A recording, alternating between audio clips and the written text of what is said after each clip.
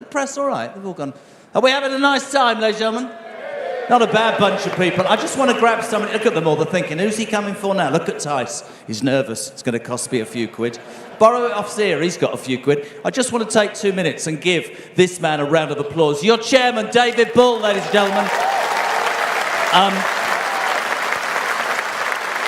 The job has encompassed almost all of you, and you have put your heart and soul into this, haven't you? Yeah, I really have. It's extraordinary. I feel really like a proud parent, I suppose, over the many years. 8 kids more than me. So, look, Richard was right. Without Richard, party wouldn't be here. We were polling at 2%, 3%. We are now polling at 32%, 10 points ahead of any other party. But there is also something very, very important. I imagine many people here have seen me around the country. I spend all my time on trains around the country. I have seen 7,000 people in 7 months. And this party is being built from the ground up and not the top down. And Lee made this point. This really is the people's army. And actually, when I'm going around the country, people say to me, we really need you because this is the last chance saloon for the United Kingdom. If reform does not deliver, we are in big trouble.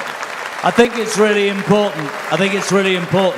To give this man credit because I miss sort of presenting with you. We were quite a double act. What's going on? You've gone all important on me, haven't you? I'm the chairman. I don't think so. No, it was great, wasn't it? The conference was great, doing a double header, as we call it in the industry. You're doing a great job. Obviously, I've taught you a few lessons, so well done. Sorry, what was that? Don't you have a tie, by the way? Oh, sod off and sit down. Right, sit down. David Bull, ladies and gentlemen. Now, I said... by the way, breaking news at 4:07, Keir Starmer is still in power, ladies and gentlemen. Almost as unpopular as Keir Starmer is a man called Sir Sadiq Khan. Next up, a lady who plans to throw him out of London. Layla Cunningham, take a thing. How are you? You all right?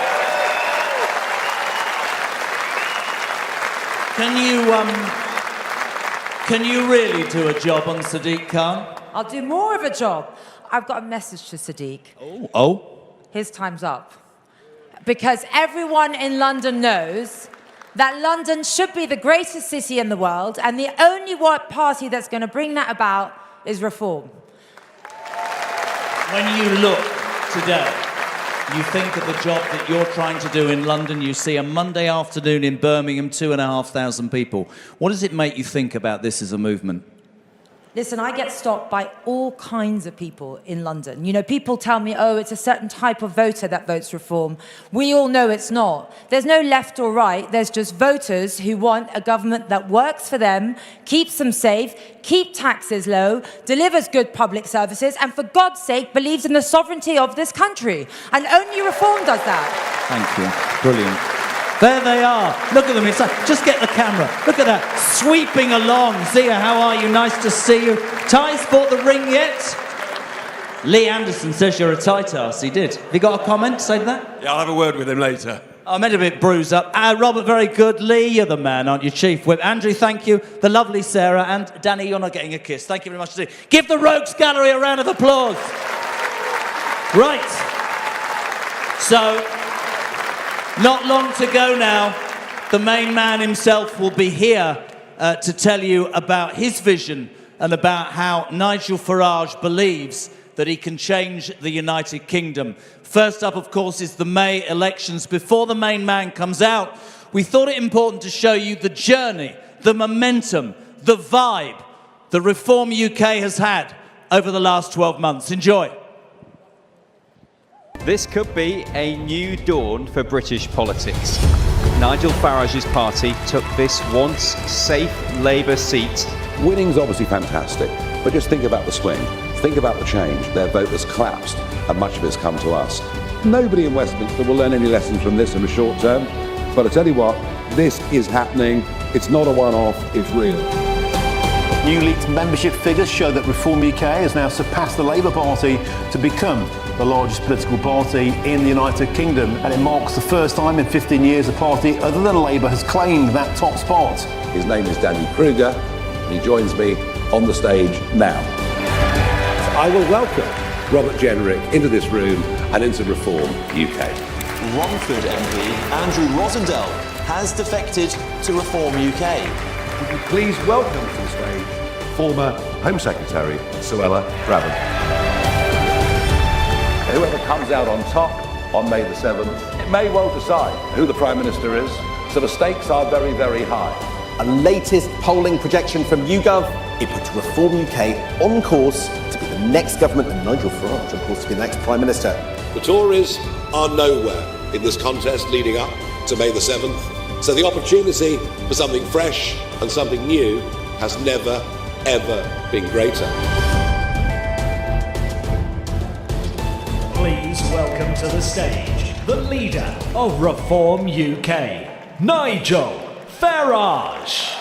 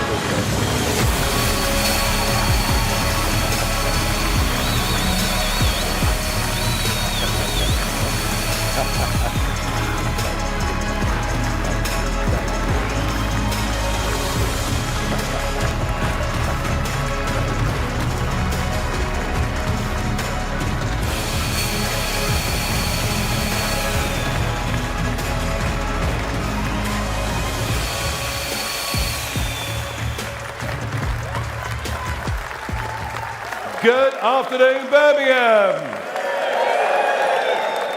Well, here we are. Reform UK meeting in Birmingham. There's joy, there's optimism, there's humour, there's great belief that we can turn this country around. And yes, there are fireworks, and we enjoy ourselves. But spare a thought.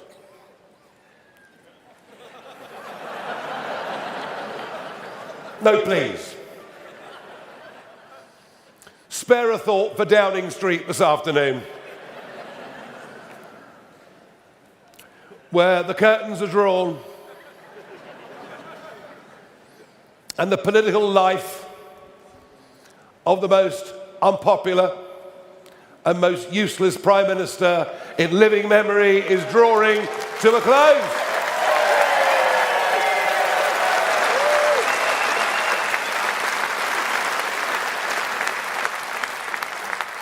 The Mandelson saga tells you all that you need to know. Its depth, the numbers of people it involves, the sheer level of corruption is probably the biggest political scandal we've seen for 100 years, and it's not as if the PM wasn't warned. Everyone knew that the bloke was a wrong 'un. So McSweeney, in the short term, has carried the can. As you might have heard when you arrived, the Scottish leader, Anna Sarwar, has called on him to go. The cabinet are coming out one by one being loyal, because none of them want to appear to be the person that wields the knife. And he has to meet the backbench Labour Party at 6 p.m. this evening, where I expect the conversation will be of a rather franker nature. He won't be there for long. He'll be gone and replaced by somebody undoubtedly far worse. Far worse. It took the Conservatives 14 years, 14 long years of disaster to get into the mess they did, and this mob have managed it within a space of 18 months. I suppose you've got to admire it, really. But either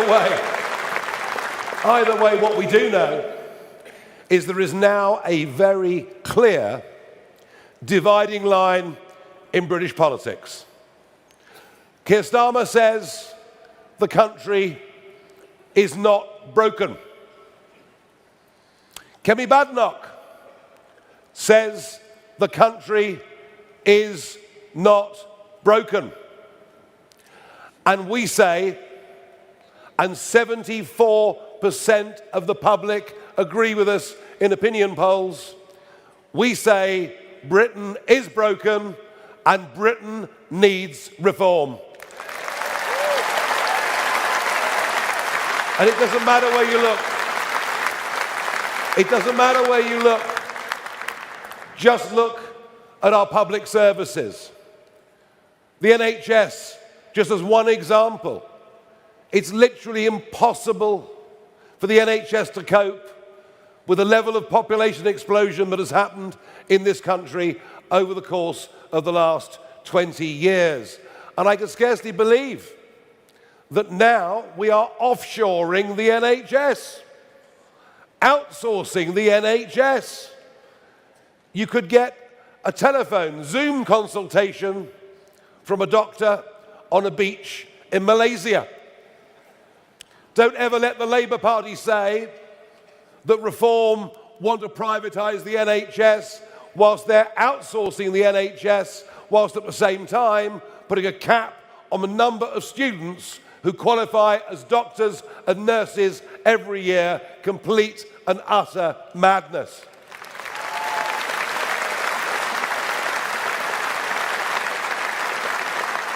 And of course, our borders are completely broken.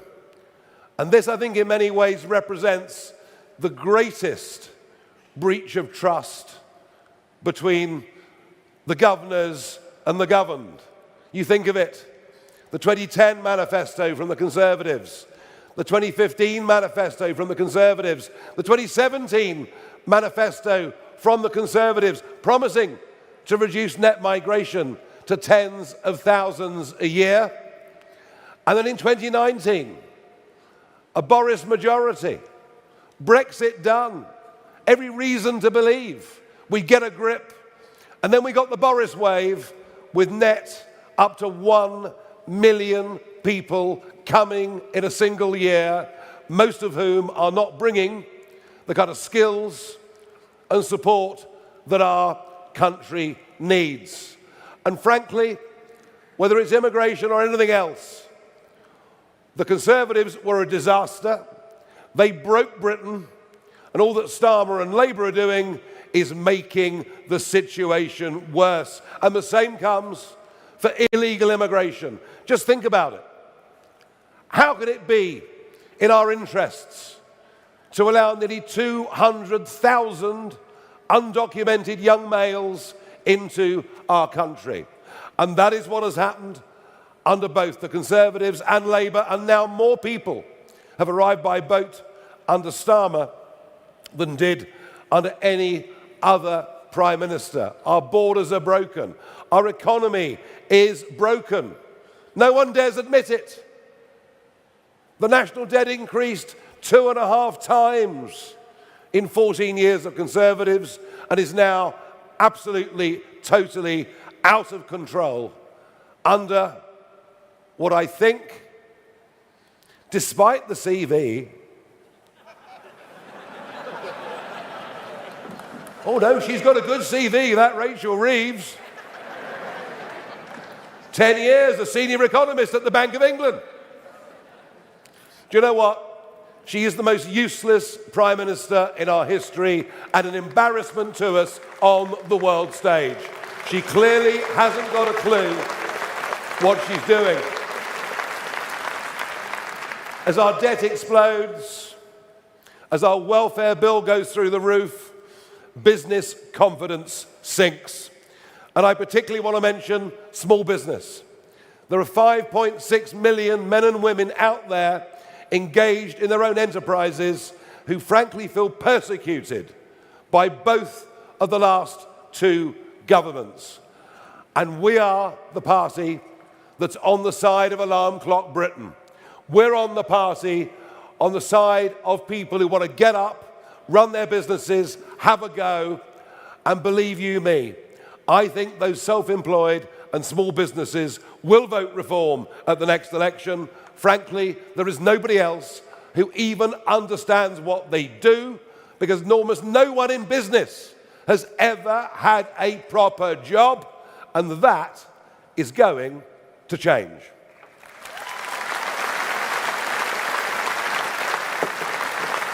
We are deindustrializing at a rate of knots.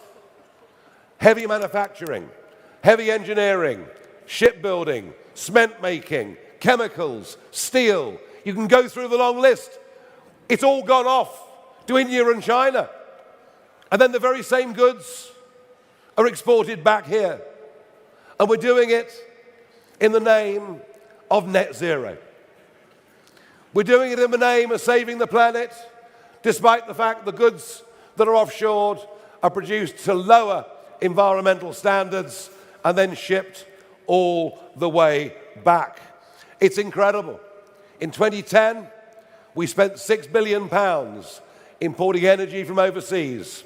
In 2024, we spent £36 billion importing energy from overseas.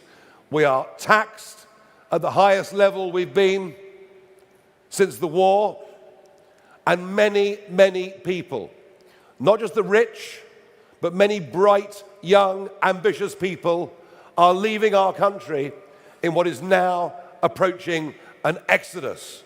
Our economy is broken. And have a look at our politics. That is well and truly broken.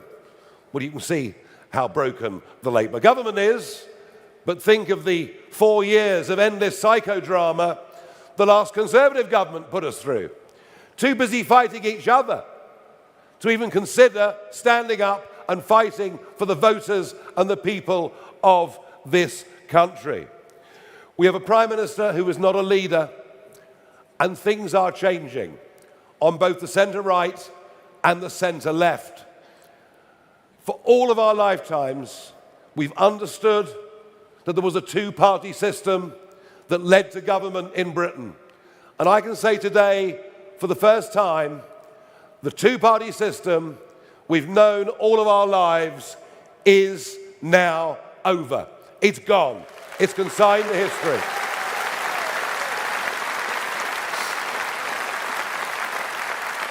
Reform has broken the mould of British politics, something Roy Jenkins tried to do 40 years ago and failed.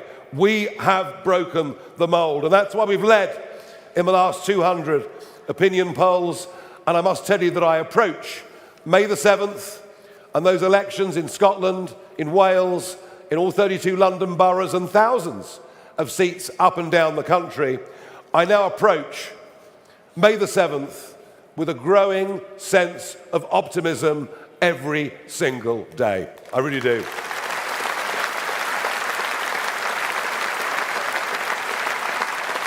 And so broken is our politics, they've even started cancelling elections.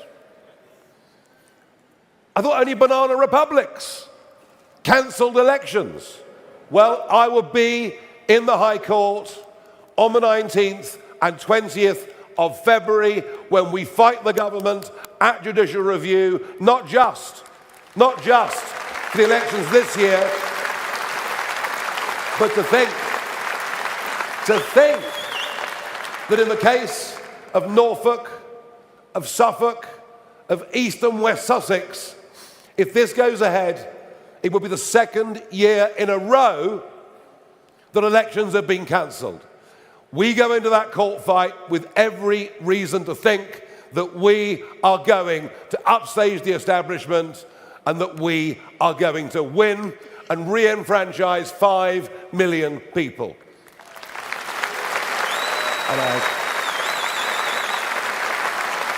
Now, there is a number of people in those counties, particularly those for the second year in a row, have now started cancelling their direct debits and standing orders for their council tax. They're doing so on the basis of no taxation without representation. Now, of course, I could not possibly. None of us could we? Behave, Lee. We couldn't possibly support such action, but do you understand? I'm sure you'd feel the same way. We're going to do something about it. Now, if Sir Keir or whoever follows you, and if Kemi, if you don't believe Britain is broken, I tell you what, come here to Birmingham, because Birmingham is well and truly broken. The city is bust. Another volunteer to stand for the council elections. Thank you very much indeed, sir. The city is bust, and of course much of it caused by a piece of EU law written into the Equalities Act. As the rubbish piles up on the streets, it is said there are rats here today, the biggest that have been seen since the Western Front many years ago. And sectarian politics. Sectarian politics is now here, alive and well, in what we've always known as Britain's second city. People now voting purely on religious grounds. There's even a candidate standing in Birmingham who's a former convicted terrorist. But this is all thought apparently to be okay. And this, egged on and encouraged by a police force who, when they banned the travelling Israeli football fans, did so simply because they were Jewish. That is what Birmingham has sunk to. A deindustrialized city that used to be the workshop of the world, slayed at the altar of net zero and the highest industrial energy prices in the world. Birmingham is broken. Birmingham needs reform. And I dare say on May the 7th, Birmingham is going to get reform.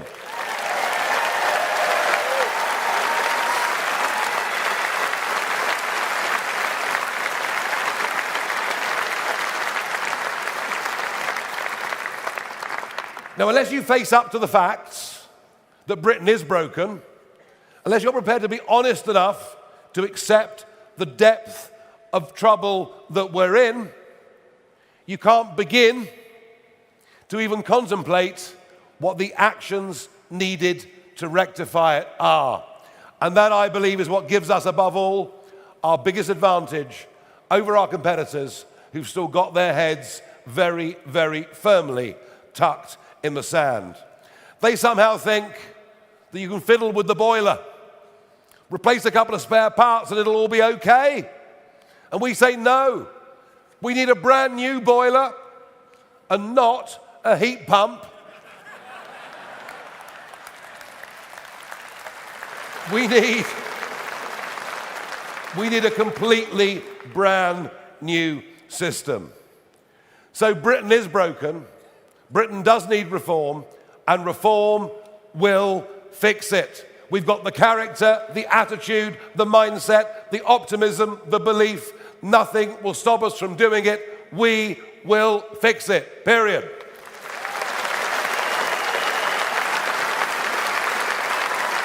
And we will stick to our fundamental principles. We will stick to the slogan that summarizes why we are and what we are. Our priorities are family, community, and country, and we care about those things, frankly, to the exclusion of all else. Because if we do, and we respect the Judeo-Christian principles which underpin the entirety of our civilization, if we understand those things, respect those things, then we can proceed with people in position and with policies that will all be based around one political theme. And that political theme is national interest. We will act in the national interest and of its people at every given opportunity, regardless of criticism.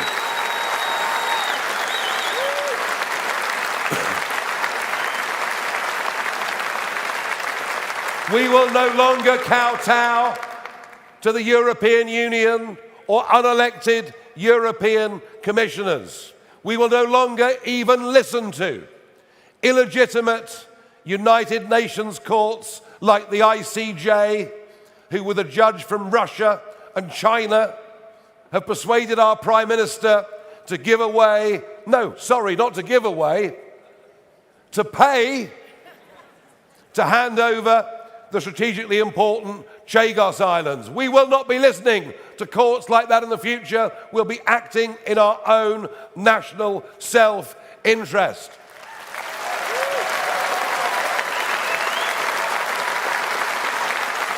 And we won't do the bidding of the Chinese Communist Party in the shameful way that this Prime Minister, this government, and many of its officials do. Did you see after his visit to Beijing that today British citizen and democracy rights campaigner Jimmy Lai has been given a further 20 years in prison? Starmer doesn't negotiate. Starmer doesn't stand up for the interests of British people, of whom Jimmy Lai is one. He surrenders at every twist and turn. And we will end DEI in our public sector.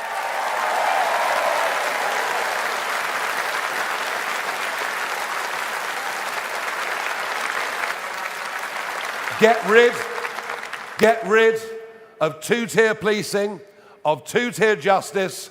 We will, because we're firm, we're determined, we don't mind what abuse we're going to get. We will stop the rot, and we'll do it because the national interest demands that we do. Just as it demands that we abolish this insane net zero agenda, it's going to go under us. And we will.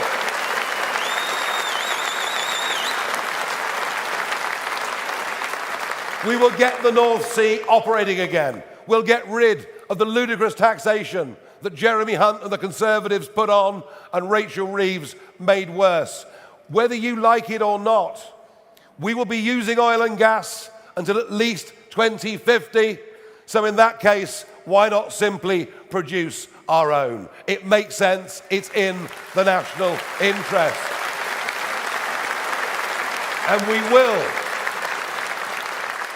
will look to countries like South Korea, who were able to do nuclear energy with no concessions on safety for a quarter of the cost that it does our bungling idiots in government.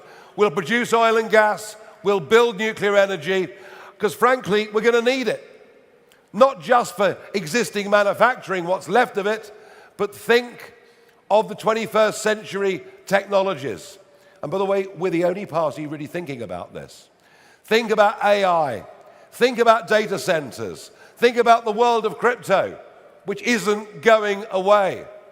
To be engaged in that, you need more energy than we've ever produced in our histories. We must and we have to be ready for that because it is in the national interest. And we will do everything in the national self-interest to try and produce as much food as we can in this country and not allow our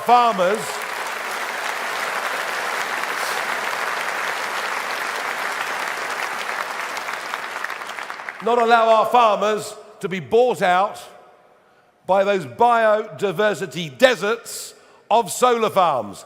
Let's produce food and get rid of all the solar farms. Simple as. And while we're on security, Starmer's hideous 11-year surrender of much of our fishing to European countries has been a hammer blow to coastal communities all over this country, and we will take back what is rightfully ours, give our fishing industry a chance to live and thrive.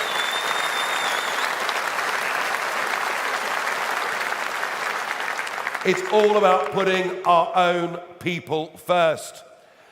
And in our national interest, we must stop extreme teaching unions poisoning the minds of our kids. We've got to stop this happening.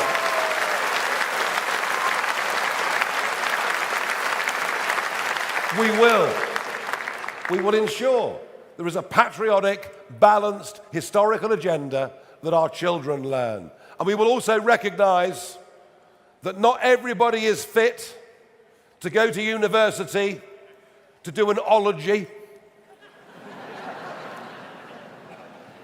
That actually in the modern world of AI, people with trades and skills are not going to get replaced by computers. So from the age of 16, boys and girls should at school be able to start learning trades and skills that will last them for their entire lives.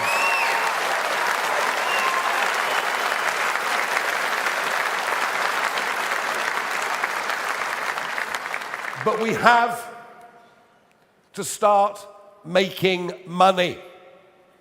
The country is going bust. We're caught in a trap where there are many at work who would actually be better off on welfare.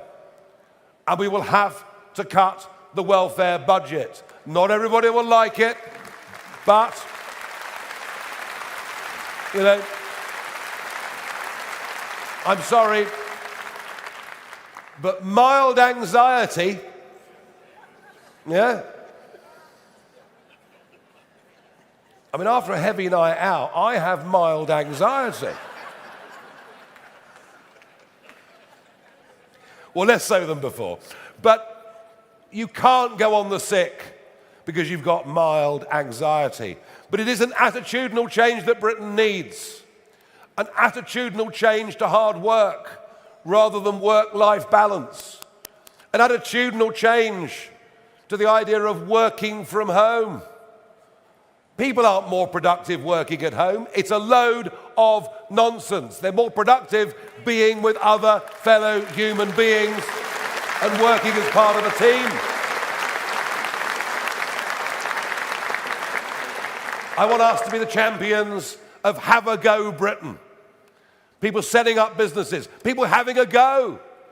They may succeed, they may not, but many will, and I'm pleased that Kevin Byrne, who was the founder of checkertrade.com, is going to be our mentor in helping us produce the right policies for millions more men and women to set up their own businesses and have the chance to make a big success of their lives. And I'm proud that we're going to do that. But the Whitehall class don't get it. The Westminster class don't get it. They don't understand hard work. They don't understand business, and we do. And the same goes for tax. Why would you want all the richest people who pay the most amounts of tax to leave the country? Because if you do that, it means the taxes that everybody else has to pay, who's at work, go up. It is the economics of jealousy. It is the economics of small-mindedness. It is the economics of stupidity. And I want to reverse the exodus. I want the rich to come back and pay taxes here. I want to stop young 30-something ambitious people leaving our country. And tax is part of it, but it's not all of it. One of the other reasons people are leaving London in such numbers is because of the near collapse of law and order. And it isn't just London, is it? It's the same in all of our cities. And the academic experts will tell you that crime is falling. Is it hell? Whether it's phone thefts or frauds or sexual assaults or whatever it is, crime is getting worse. And that's why I'm very, very pleased that after all these years of Sadiq Khan, of London becoming lawless, that beginning with our campaign on the 7th of May in the 32 boroughs, but heading on to the London mayoral elections in a couple of years' time, our candidate is going to be vigilante mum Layla Cunningham to bring back law and order to London.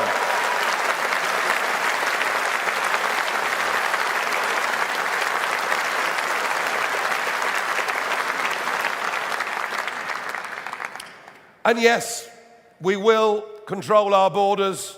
We will act in the national interest in terms of defence, in terms of waking up to the fact that our defences were shredded in 14 years of Conservative government, and despite all of Labour's promises, it isn't actually happening.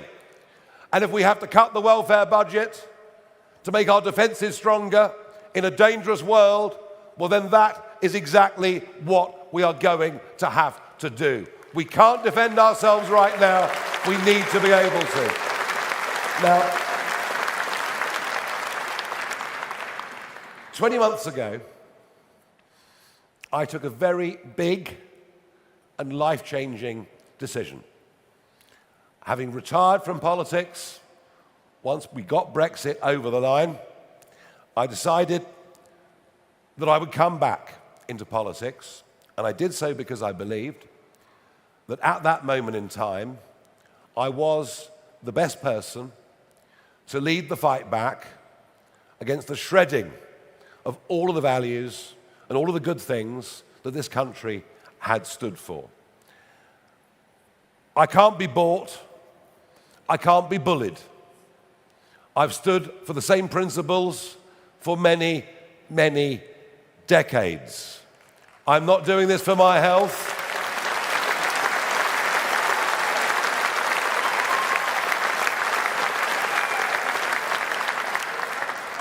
There are many other things in life I could be doing. But 18 months on, I believe even more strongly that I am the right person at this moment in time to lead this vital and historic movement. And I won't get everything right, but I will always lead with courage. If you can survive the snakes in I'm a Celebrity, Get Me Out of Here, you can survive pretty much anything. But of course, the criticism consistently has been, you're not ready for the election because you're a one-man band. Well, that is all changing, and it's changed rapidly. Whilst we've had in the existing team talent, hard work, ability, and life experience, what we've lacked is experience in number 10. What we've lacked is experience in government. What we've lacked is long-term experience in Parliament. And that is why Nadine Dorries, Jake Berry, Nadeem Zahawi, Danny Kruger, Andrew Rosendahl, Robert Jenrick and Suella Braverman are very welcome in our camp, and we're delighted to see many of you here today.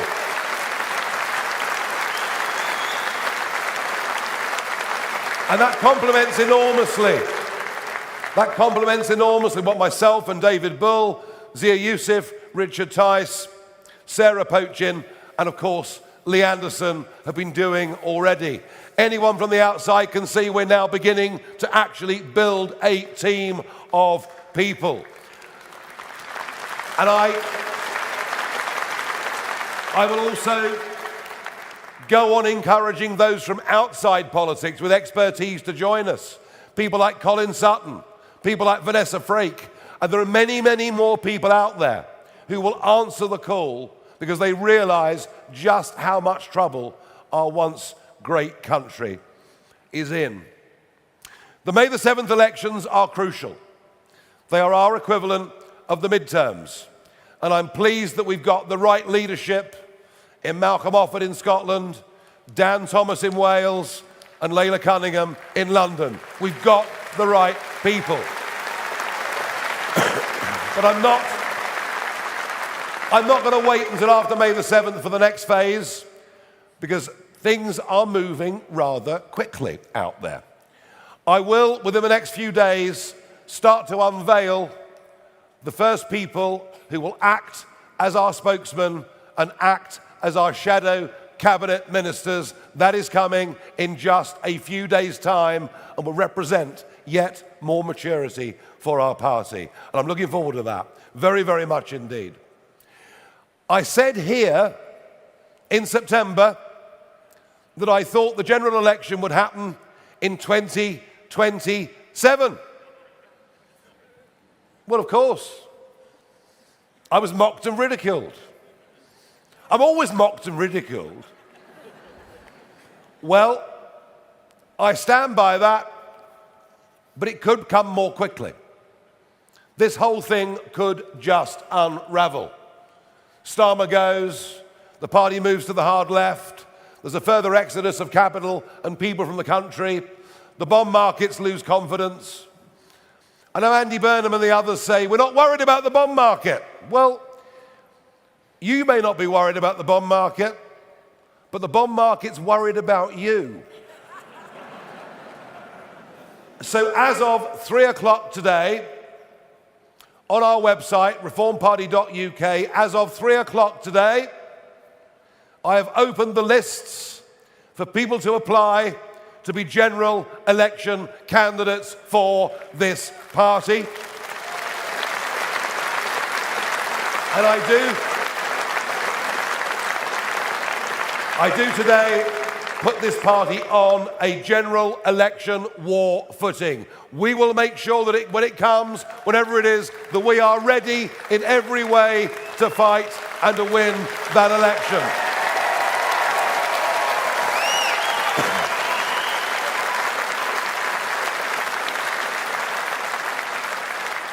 And we're fighting because we believe that we want and need a proud, independent country that stands up on its own 2 feet, cherishes its past, but embraces its future. It's a place people want to come and live, a place people want to come and invest, a place where wealth and better living standards can be created. We have been totally failed by the two-party system, totally failed by career politicians. I am putting together a team of people who will do much, much better than that. And what I love about this party, about the events that we hold, is the optimism, the belief that we can do it. And you are our people's army. And without you, we can't do it. But I believe we can do it. Do you?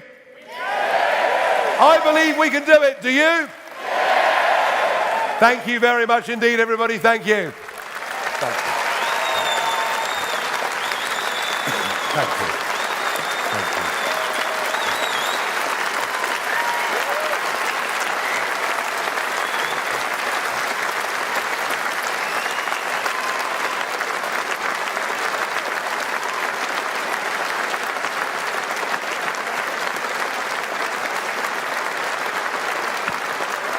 Okay, now, you're now all part of a very large press conference. So behave. First up is Catherine Foster from GB News.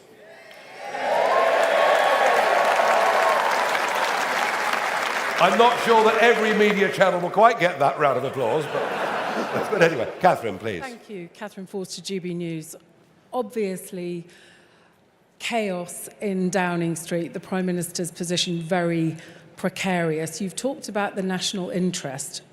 What do you think the Prime Minister should do in the national interest? Should he resign now or in the coming weeks? And when you said about something much worse could replace him, could you elaborate on that?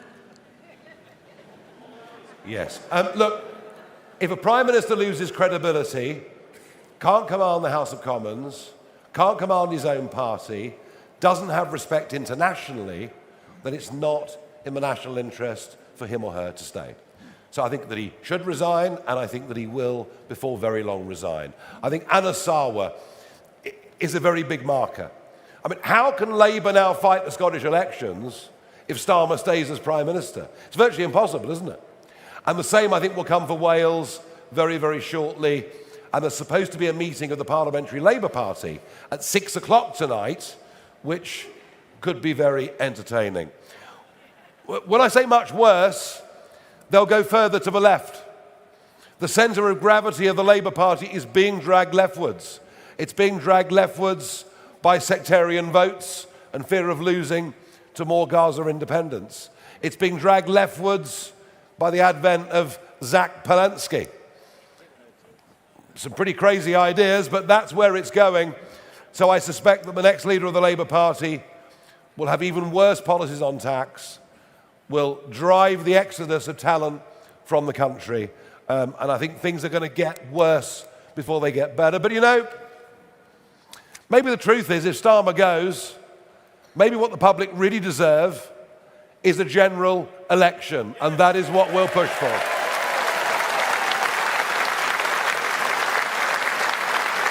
Okay, moving on. Any Price, BBC News. Honestly, I said behave. You haven't heard the question yet? Actually, I didn't know I was getting one, Nigel, but so you think the general election could be far sooner rather than later? You're talking about announcing your shadow cabinet in the coming days. Are you really ready? Well, you know, we're only really we've really only been properly in gear for the last 18, 20 months. What we've achieved in that short space of time is truly remarkable. But it's rather like building a company. The first 25% takes a long time, and then once you've got things moving, things slip into gear very quickly. I said a couple of weeks ago we were 50% prepared. I would argue within a month or 2 months, we will genuinely be ready. Certainly more ready than all of the others. And is it an enormous challenge? Yes. But we've managed to maintain a great sense of spirit, optimism, and team unity. We will be ready, and I'm not sure the general election will come voluntarily. I just think there is an outside possibility that over the summer months, there is some kind of economic market meltdown that brings an early election. So I'm still sticking with it's probably 27, but the chances of it being 26 have gone up considerably in the last 48 hours. Thank you. Sorry. Rob Mayer from BBC Midlands Today. Hello. Hi, welcome again to the West Midlands. Rob Mayer, BBC Midlands Today. I mean, you had tremendous success in this part of the world at the local elections in May last year. Your key promises were to reduce waste and cut tax. So what do you say to voters who might be feeling let down in places like Staffordshire, Warwickshire, where council tax is going up, and in Worcestershire, where one of your councillors, David Taylor, actually resigned over the weekend over plans to raise council tax by nearly 10%? Well, Worcestershire's a total basket case. You know that. I know that. It's on the edge of bankruptcy. We are not in majority control in Worcestershire, so I take that out of the equation. But if we want to talk about Staffordshire, we want to talk about Warwickshire, first point, never once did I say we'd cut council tax. Never once in the campaign did I say we'd do that, because I knew it would be impossible given how tough the finances were. What we said is we would find waste and save money. And across our councils, we've made about £300 million in savings thus far. Our council tax increases in the councils we control are lower than the council tax increases for the other parties in the rest of the country. So I would say to you, we're not off to a bad start.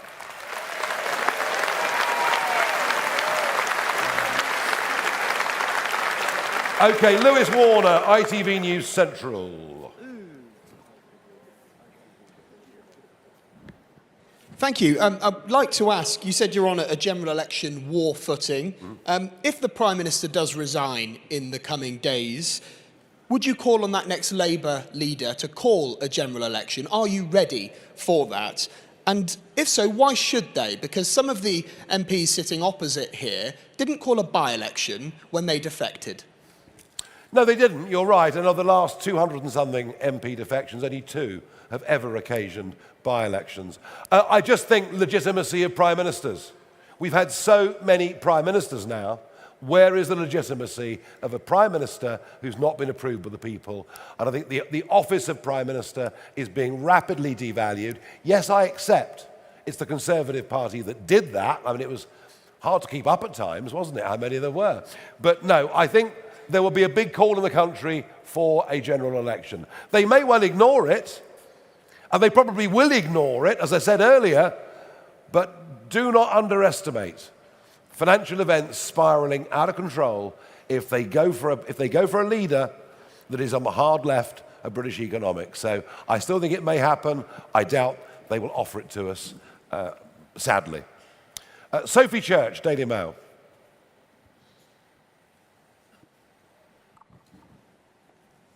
Thanks, Nigel. So if you are to succeed at the next general election, how will you host sensible, productive conversations with the civil service, given you've said you'll slash numbers, and in response, civil servants have said they'll revolt? Well, we've had civil servants saying that they're suffering through emotional trauma at the prospects of a reform government. Well, that sounds like the first cost cuttings are going to be quite easy, doesn't it, really?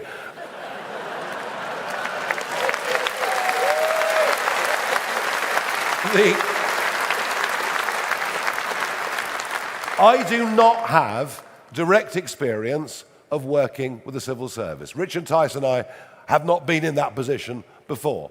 But we've spoken to enough people who tell us there are many good people in the civil service who want to do their best.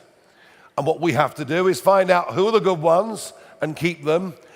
And with the advent of AI, I promise you, with the advent of AI, there are going to be a lot of job losses in the civil service anyway.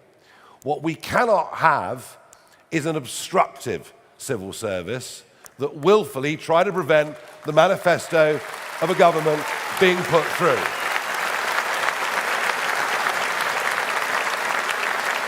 And to a very large extent, that is what Danny Kruger has come into the party to do, to prepare us for government, to work out what executive powers we do have or don't have, and make sure we make the right choices. I mean, it's the same with the House of Lords. That's another potential obstruction to what we need to do. So I understand the question, we are thinking about it, and we are working on it. Genevieve from the Daily Telegraph. Hi, Nigel. You say that you want to put experts from outside of politics onto your front bench, and you'll be announcing names within the next few days. But how would you do this if you were to get into power? Would you use the House of Lords and appoint them peerages in order to get them into those positions? And previously, you've said that you want to abolish the House of Lords. Is that still your position? Well, the House of Lords as it currently exists is an absolute monstrosity. Absolute monstrosity. I mean, filled up with hundreds of Tony Blair's mates and David Cameron's mates, most of whom live within the same two postcodes in West London. I mean, it's a nonsense. No, radical change to the House of Lords. Look, if you appoint people from outside, you've got two options. If they're not in Parliament, one is, yes, the traditional route, you put them in the House of Lords. A better route, in my opinion, is to make the committees that meet in the House of Commons more powerful, to give them legal force, so that ministers can genuinely be held to account. And that, to me, would be a far better system. It really, really would.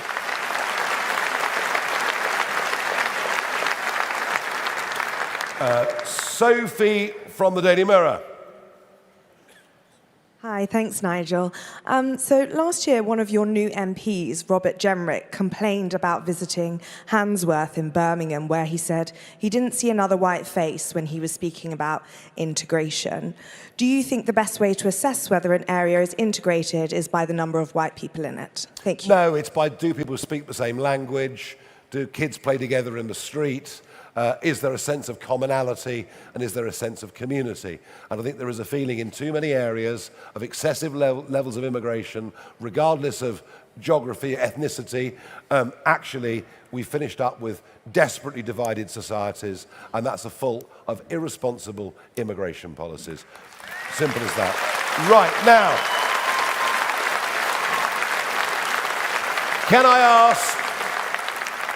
Richard and the other MPs to join me, please, now on the stage.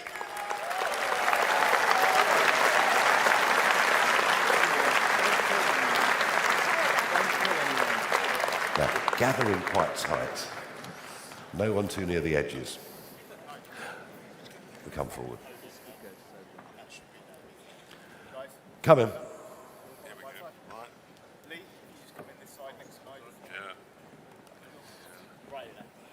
Lee was hiding, I can't believe it. On behalf of all of us, massive thanks for you turning out on a Monday afternoon in such numbers. Massive thanks for your enthusiasm, your optimism, your energy. I know many of you are going to be engaged in these elections coming up. There's one coming up later on this month, a load more coming up on the 7th of May. And what you see before you is a growing parliamentary team, a team that now has more depth and breadth and experience than it had before, and a team that before long will be very much bigger. Thank you, everybody.